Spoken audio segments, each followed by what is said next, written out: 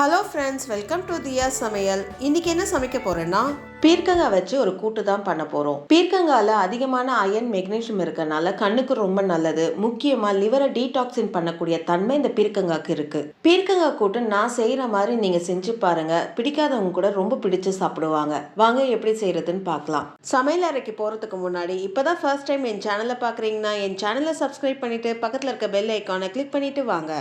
கூட்டுக்கு முதல்ல பருப்பை வேக வச்சு எடுத்துக்கலாம். கடலைப்பருப்பு 100 கிராம் எடுத்திருக்கேன். பருப்பை நல்லா கழுவி எடுத்துட்டு மூடி போட்டு ஒரு 3 விசில் விட்டு எடுத்துக்கோங்க. பருப்பு ஒருவேளை நீங்க 10-15 நிமிஷம் ஊற வச்சிருந்தீங்கன்னா 2 விசில் விட்டா போதும். பருப்பு வேகிறதுக்குள்ள நம்ம காயை கட் பண்ணி எடுத்துக்கலாம். ஒரு பெரிய பீர்க்கங்காய் எடுத்திருக்கேன். கிராம்னு பார்த்தீங்கன்னா ஒரு 450 கிராம் இருக்கும். இதோடைய தோலை நம்ம சீவி எடுத்துக்கலாம்.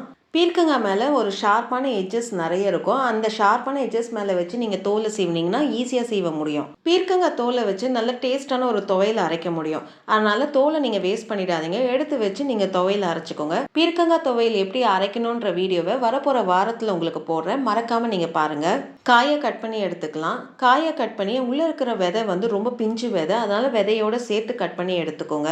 காயை நீங்கள் எந்த சைஸில் வேணாலும் கட் பண்ணி எடுத்துக்கோங்க. பெருசாக வேணால் பெருசாக கட் பண்ணிக்கோங்க, இல்லை பொடிசா வேணும்னா பொடிசா கட் பண்ணி எடுத்துக்கோங்க. ஏன்னா காயை நம்ம கடாயில் போட்டு மூடி போட்டு தான் வேக வைக்க போகிறோம். அதனால நீங்கள் கட் பண்ணுற சைஸுக்கு ஏற்ற மாதிரி வேக வைக்கிற டைமு கொஞ்சம் கூட குறைய ஆகும், அவ்வளோதான். காயை கட் பண்ணி எடுத்தாச்சு. இப்போ இது ஓரமாக வச்சுக்கோங்க. காயை கட் பண்ணுறதுக்குள்ளே நம்மளுக்கு பருப்பும் வேக வச்சு எடுத்தாச்சு. பருப்பு நல்லா வெந்து வந்திருக்கு. பருப்பை பொறுத்த வரைக்கும் ரொம்ப குழைய வேக வச்சு எடுத்துக்காதீங்க. பருப்பு இந்த அளவுக்கு முழுசாக இருக்கணும். அதே சமயத்தில் கையில் மசிச்சா நல்லா மசியணும். அப்போ தான் கூட்டு சாப்பிட்றதுக்கு ரொம்ப டேஸ்ட்டாக இருக்கும். இப்போ இதை ஓரமாக எடுத்து வச்சுக்கோங்க. இப்போ நம்ம கூட்டை தாளிக்க ஆரம்பிச்சிடலாம். கூட்டை தாளிக்க ஒரு கடாயை எடுத்துக்கோங்க. கடாய் நல்லா சூடான பிறகு 2 டேபிள் ஸ்பூன் எண்ணெய் சேர்த்துக்கோங்க. எண்ணெய் நல்லா சூடான பிறகு 1/2 ஸ்பூன் கடுகு சேர்த்துக்கோங்க. 1/2 ஸ்பூன் சீரகம் சேர்த்துக்கோங்க. 1/2 ஸ்பூன் உளுந்து சேர்த்துக்கோங்க. கடுகு நல்லா வெடிச்சு உளுந்து லைட்டாக செவக்க ஆரம்பிக்குது. இப்போ இதில் 3 காஞ்ச மிளகாய் முழுசாக சேர்த்துக்கோங்க. 2 பச்சை மிளகாய் கீரி சேர்த்துக்கோங்க. 10 பல்லு பூண்டு நல்லா ஒன்றும் பாதியமாக இடித்து சேர்த்துக்கோங்க. கொஞ்சம் கருவேப்பிலை சேர்த்துக்கோங்க. எல்லாம் சேர்த்து ஒன்று சேர ஒரு 30 செகண்ட் நல்லா வதக்கி விட்டுக்கோங்க. 30 செகண்ட் எல்லாம் ஒன்று சேர நல்லா வதக்கி விட்டாச்சு. இப்போ இதில் ஒரு மீடியம் சைஸ் வெங்காயத்தை நறுக்கி சேர்த்துக்கோங்க.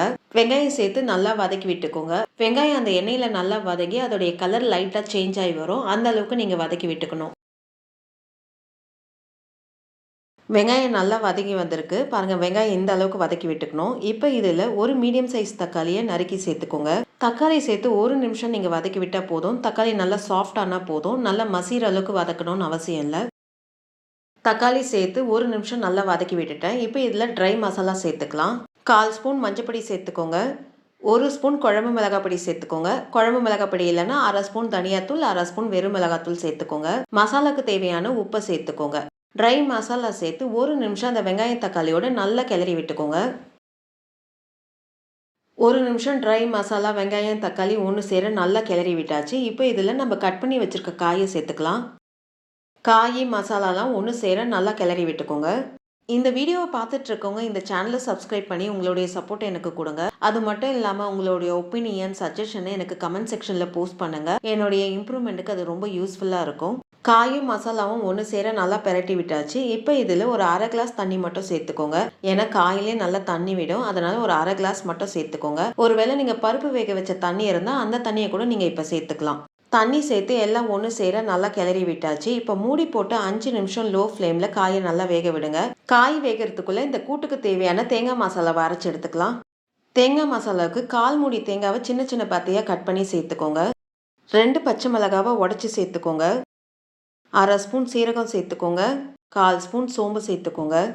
இப்போ இதில் தண்ணி சேர்க்காம 1-2 ஓட்டு ஓட்டிட்டு அதுக்கப்புறம் தேவையான அளவு தண்ணி சேர்த்து நல்லா கொரன்னு அரைச்சி எடுத்துக்கோங்க.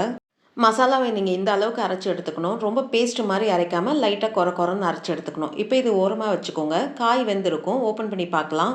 எல்லாம் ஒன்று சேர நல்லா வெந்து வந்திருக்கு. ஒரு கலரி விட்டு காய் வெந்திருக்கான்னு பார்ப்போம்.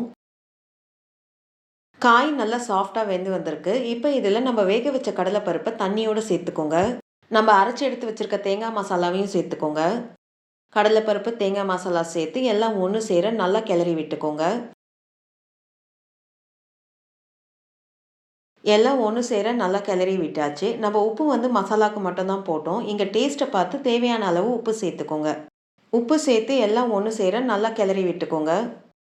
ஒன்று சேர நல்லா கிளறி விட்டாச்சு. இப்போ மூடி போட்டு ஒரு 2லேருந்து 3 நிமிஷம் லோ ஃப்ளேமில் ஒன்று சேர வேக வைக்கலாம். அப்பப்போ மூடியை திறந்து கிளறி விட்டுக்கோங்க, இல்லைன்னா அடிப்பிடிக்க ஆரம்பிச்சிரும். 3 நிமிஷம் லோ ஃப்ளேமில் ஒன்று சேர வேக விட்டாச்சு. மூடியை திறந்து பார்ப்போம். எல்லாம் ஒன்று சேர நல்லா கொதிச்சு அதோடைய ஃப்ளேவர் நல்லா வெளியில் வருது. இந்த ஸ்டேஜில் நீங்கள் ஒரு கலரி விட்டு அடுப்பு ஆஃப் பண்ணிக்கோங்க.